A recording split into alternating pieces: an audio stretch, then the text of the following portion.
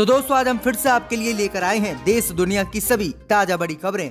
फटाफट एक एक कर विस्तार से आज आपको बताएंगे, तो वीडियो को अंत तक जरूर देखें। दोस्तों वीडियो बनाने में हमें काफी मेहनत लगी है, तो वीडियो को लाइक जरूर कर दें। जी दोस्तों, पहली खबर में आपको बताएंगे जो बिग ब्रेकिंग न्यूज सामने निकल कर आई दोस्तों कि लाल किले पर ट्रैक्टर रैली में हुई हिंसा को लेकर लोकसभा में कांग्रेस ने किया दावा।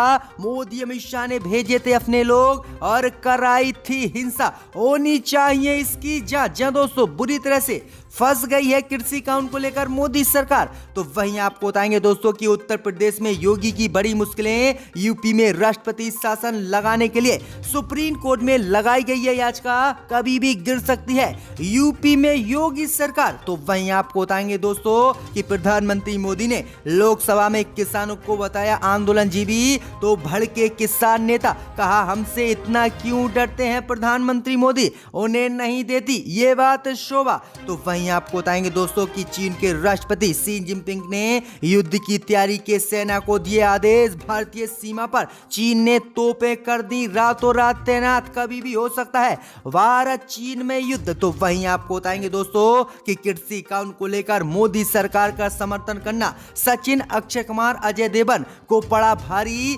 महाराष्ट्र सरकार ने किया ऐलान, इनके ट्वीट का की जाएगी जांच। तो वहीं आपको बताएंगे दोस्तों कि बिहार के पूर्व मुख्यमंत्री लालू यादव की दिल्ली में बिगड़ी तबीयत। तेज प्रताप यादव और तेजस्वी यादव बिहार से दिल्ली के लिए हुए रवाना। तो वहीं आपको बताएंगे दोस्तों कि अब जेएनयू यूनिवर्सिटी का नाम बदलेगी मोदी सरकार। लोकसभा में शिक्षा मंत्री ने किया ऐलान। तो सभी खबरों को आपको बताएंगे दोस्तों, वीडियो को लाइक कर दें। इसी बीच में तो दोस्तों पहली खबर की ओर जो बिग ब्रेकिंग न्यूज सामने निकल कर आई दोस्तों कि कृषि कानून को लेकर बुरी तरह से फंसे मोदी अमित शाह। लोकसभा में बोली कांग्रेस सरकार ने अपने लोग किसान के बीच भेजकर कराई 26 जनवरी की हिंसा। जहां दोस्तों आपको बता दें ये बड़ी खबर सामने निकल कर आई दोस्तों कि लोकसभा में कांग्रेस ने 26 जनवरी को दिल्ली में हुई हिंसा को लेकर केंद्र की मोदी सरकार पर आरोप लगाया है। दरअसल आपको बता दें कि कांग्रेस के वरिष्ठ नेता अधीर रंजन चौधरी ने सोमवार को लोकसभा में बोलते हुए कहा है कि सरकार किसानों के साथ बेहद खराब बर्ताव कर रही है। बल और छल दोनों तरह से सरकार किसानों के आंदोलन को तोड़ने की कोशिश कर रही है। सरकार किसानों का पानी, बिजली और इंटरनेट बंद करके उनको सताने का काम कर रही है। आगे कांग्रेस नेता ने कहा कि 26 जनवरी को जो ट्रैक्टर रैली के दौरान लाल किले तक हिंसा हुई थी, उसमें किसानों को लाल किले तक पहुंचने में सरकार के लोगों ने मदद की। वहीं आगे उन्होंने कहा कि 26 जनवरी को लाल किले पर जो लोग पहुंचे वो बीजेपी के ही लोग थे और बीजेपी की मदद से ही ये लोग लाल किले पर पहुंचे और किसानों को बदनाम करने के लिए ये बीजेपी ने षड्यंत्र रचा। वहीं आगे उन्होंने कहा है कि दिल्ली में लगे सीसीटीवी कैमरों की रिकॉर्डिंग सामने आ जाए और संयुक्त संसदीय समिति पूरे मामले की जांच करे तो भाजपा की पोल खुल जाएगी। उन्होंने कहा कि भाजपा के लोगों ने ही लाल किले पर कृषि कानून को लेकर हिंसा की थी और किसानों को किस तरह से बदनाम किया है। तो ये गंभीर आरोप आज लोकसभा में अधीर रंजन चौधरी ने बीजेपी पर लगाए हैं। इसी बीच में तो दोस्तों अगली खबर की ओर तो उत्तर प्रदेश में लगेगा राष्ट्रपति शासन, सुप्रीम कोर्ट में लगाई गई है याचिका, योगी की बड़ी मुश्किलें। जी दोस्तों आपको बता दें ये बड़ी खबर सामने निकल कर आई दोस्तों कि उत्तर प्रदेश के मुख्यमंत्री योगी आदित्यनाथ को तगड़ा झटका लगा है। दरअसल आपको बता दें कि उत्तर प्रदेश में राष्ट्रपति शासन लगाने की मांग करने वाली याचिका को कोर्ट में दायर किया गया है। दरअसल आपको बता दें कि उत्तर प्रदेश में खराब कानूनी व्यवस्था का हवाला देते हुए राष्ट्रपति शासन लगाने की मांग उत्तर प्रदेश में की गई है। याचिकाकर्ता ने अपनी याचिका में कहा है कि उत्तर प्रदेश में दिन ब दिन अपराध बढ़ गए हैं और संवैधानिक मशीनरी भी टूट चुकी है। याचिका में उत्तर प्रदेश में सबसे खराब क्राइम रिकॉर्ड का भी दावा किया गया है। वहीं आपको बता दें कि इसको लेकर अब कोर्ट में याचिका डाली गई है और उत्तर प्रदेश में राष्ट्रपति शासन लगाने की मांग की गई है और कहा गया है कि उत्तर प्रदेश योगी आदित्यनाथ से नहीं संभल रहा है, इसलिए प्रत्येक दिन घटनाएं हो रही हैं, बच्चियों के रेप हो रहे हैं, इसलिए योगी आदित्यनाथ को मुख्यमंत्री पद से हटाया जाए और यूपी में राष्ट्रपति शासन लगाया जाए। तो ये बड़ी अपडेट है दोस्तों कि कभी भी उत्तर प्रदेश में राष्ट्रपति शासन लग सकता है और योगी सरकार गिर सकती है। इसी बीच में तो दोस्तों अगली खबर की ओर तो कृषि कानून को लेकर मोदी सरकार के समर्थन में सचिन, अजय देवगन और अक्षय कुमार को ट्वीट करना पड़ा भारी। महाराष्ट्र सरकार कराएगी इनके ट्वीट की जांच। जय दोस्तों आपको बता दें कि कई महीनों से चल रहे किसान आंदोलन के बीच बॉलीवुड और क्रिकेट की जानी मानी हस्तियों ने कृषि कानून को लेकर केंद्र की मोदी सरकार के समर्थन में कई ट्वीट किए थे और किसानों का विरोध किया था। अब इनके ट्वीट को लेकर महाराष्ट्र की उद्धव ठाकरे सरकार ने बड़ा ऐलान कर दिया है। वहीं आपको बता दें कि शिवसेना सरकार ने सचिन तेंदुलकर और गायिका लता मंगेशकर के ट्वीट के खिलाफ जांच करने के आदेश जारी कर दिए हैं। राज्य सरकार का कहना है कि इस बात की जांच की जानी चाहिए कि कहीं भारतीय जनता पार्टी या केंद्र के दबाव में ट्वीट तो इन्होंने नहीं किए हैं। दरअसल आपको बता दें कि जब पूरे देश में कृषि कानून का जबरदस्त विरोध प्रदर्शन हो रहा था तो अक्षय कुमार, सचिन, लता मंगेशकर, अजय देवगन और विराट कोहली जैसे लोगों ने किसानों का विरोध करते हुए मोदी सरकार के समर्थन में ट्वीट किए और इसी को लेकर अब जांच के आदेश महाराष्ट्र सरकार ने दे दिए हैं, जिसके बाद इनकी मुश्किलें बढ़ सकती हैं। तो ये बड़ी अपडेट आ रही है, बुरी तरह से फंस गए हैं। इसी बीच पर तो दोस्तों अगली खबर की ओर तो हाई कोर्ट ने खारिज की अयोध्या में मस्जिद के लिए दी गई जमीन को लेकर दायर याचिका लगाई है फटकार। जी दोस्तों आपको बता दें ये बड़ी खबर सामने निकल कर आई दोस्तों की इलाहाबाद हाई कोर्ट की लखनऊ खंडपीठ ने अयोध्या के धन्यपुरा में मस्जिद निर्माण के लिए दिए जाने वाली जमीन को लेकर दायर याचिका को आज खारिज कर दिया है। न्यायमूर्ति DK उपाध्याय और न्यायमूर्ति मनीष कुमार की खंडपीठ ने सोमवार को इस याचिका को खारिज किया है।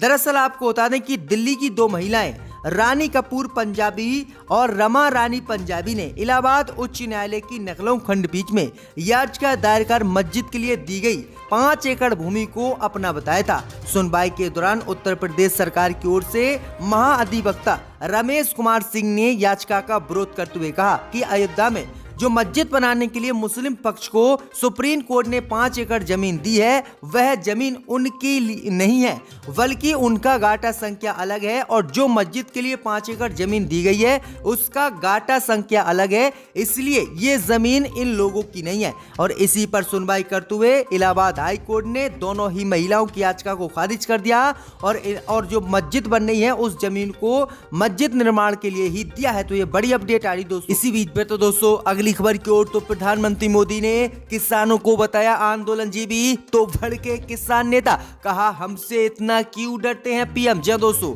आपको बता दें बड़ी खबर सामने निकल कर आई दोस्तों की राज्यसभा में कृषि कानून को लेकर प्रधानमंत्री नरेंद्र मोदी ने अपना भाषण दिया।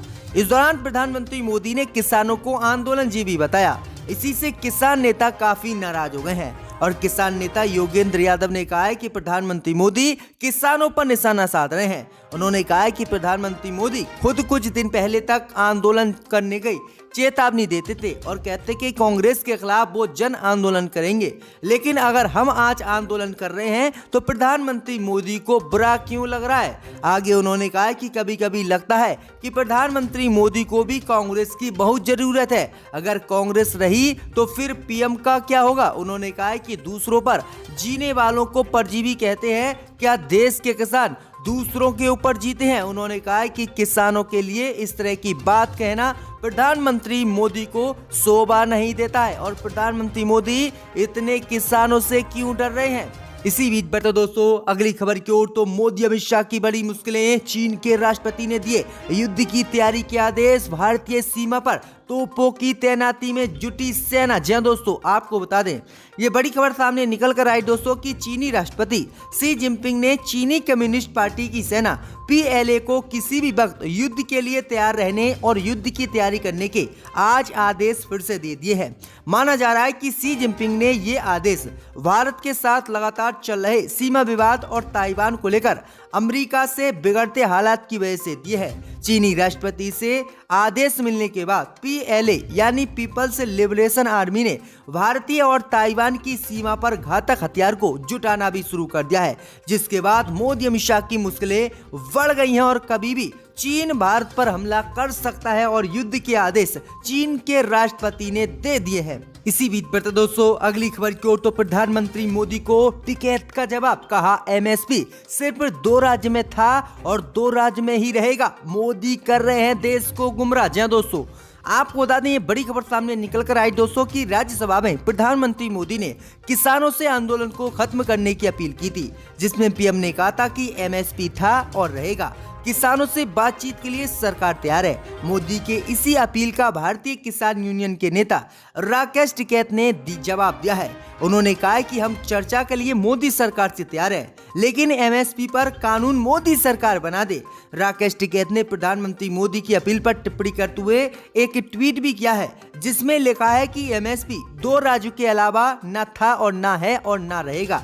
देश को प्रधानमंत्री मोदी गुमराह ना करें। वहीं आगे उन्होंने कहा है कि मोदी सरकार जब तक कृषि कानून को वापस नहीं लेगी और एमएसपी पर कानून नहीं बनाएगी, तब तक उनका धरना जारी रहेगा। प्रधानमंत्री मोदी की भी बात वह नहीं मानेंगे। तो ये बड़ी अपडेट आई दोस्तों कि किसानों ने बड़ी फटकार मोदी को लगा दी है और कहा है कि किसान कानून वापस मोदी सरकार ले, उसके बाद ही सब कुछ हम खत्म करेंगे। इसी बीच बढ़ते दोस्तों अगली खबर की ओर। तो दिल्ली अस्पताल में लालू यादव की बिगड़ी तबीयत, तेजस्वी और तेज प्रताप यादव दिल्ली के लिए रवाना। जहां दोस्तों आपको बता दें कि चारा घोटाला मामले में राष्ट्रीय जनता दल सुप्रीमो लालू यादव की तबीयत बिगड़ने की खबर है। जानकारी के अनुसार लालू प्रसाद पर शुगर, बीपी और हृदय रोग के पुराने मरीज हैं। उनका निमोनिया का इलाज चल रहा है, लेकिन उनकी स्थिति में सुधार नहीं हो पा रहा है, जिसके बाद परिवार वालों में चिंता बढ़ गई है। आपको बता दें कि लालू पहले से हार्ट और किडनी की बीमारी से ग्रस्त हैं और निमोनिया के कारण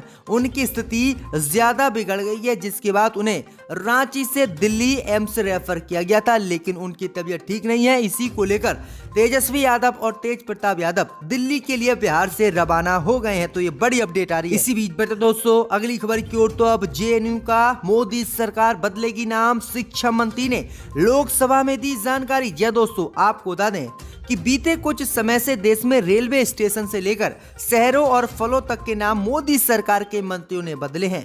अब बात उठी है कि दिल्ली स्थित लोकप्रिय जवाहरलाल नेहरू यूनिवर्सिटी यानी जेएनयू केंद्र की मोदी सरकार इसका नाम बदलने जा रही है और इस बारे में केंद्रीय शिक्षा मंत्री रमेश पोखरियाल ने लोकसभा में जानकारी दी है। उन्होंने कहा है कि आने वाले समय में जल्दी जेएनयू यानी जवाहरलाल नेहरू यूनिवर्सिटी का नाम बदल दिया जाएगा। तो किस तरह से भाजपा नाम ही देश में बदल रही है और नया कुछ नहीं बनवा रही है।